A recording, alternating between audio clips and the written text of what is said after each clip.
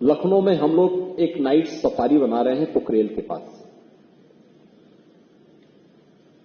और पोखरेल के night safari के पहले हम एक नदी को जीवित करने वाले हैं लखनऊ में, उसका नाम है पोखरेल नदी।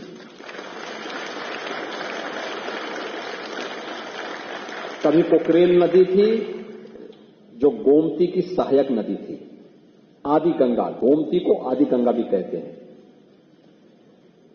पीलीभीत से निकल करके और वाराणसी में ये मां गंगा के साथ इसका मिलन होता है। लेकिन गोमती की सहायक नदी पोखरेल नदी को लोगों ने नाला बना दिया।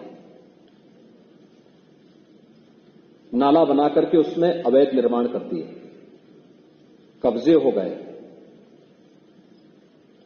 और कब्जा इतना बढ़ा, पिछले 4 दशक में इतना बढ़ गया कि अब वह स्वयं ही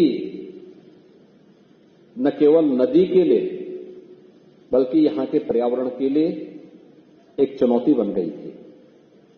और फिर 1 वर्ष पहले हम लोगों ने इस लड़ाई को प्रारंभ किया। नहीं, पोखरेल को नाला नहीं, इसको फिर से नदी बनाना है, और नदी बनाने के लिए उस लड़ाई को यहां से लेकर के सुप्रीम कोर्ट तक हम लड़े। और मुझे प्रसन्नता है 8000 से अधिक ऐसे जितने इल्लीगल स्ट्रक्चर थे उन सबको हम लोगों ने उसके पेट से अब तक निकाल करके बाहर फेंका है, उसको हटाया है।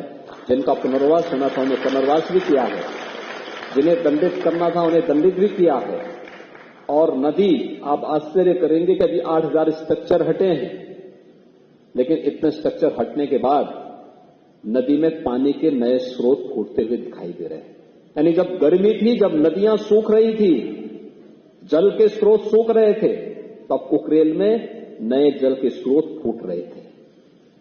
ये दिखता है कि हमने जल के स्रोत अपने स्वार्थ के लिए स्वयं बंद किए हैं, लेकिन यही स्थिति अन्य जगहों पर भी है।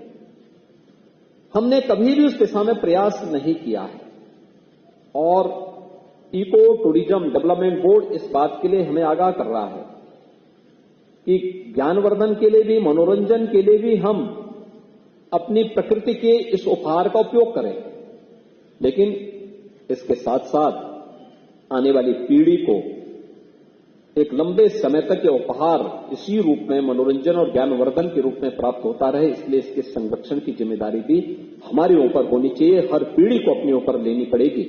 और उसी दृष्टि से इस कार्यक्रम को आगे बढ़ाने के लिए एक अभिनव प्रयास प्रारंभ हुआ है।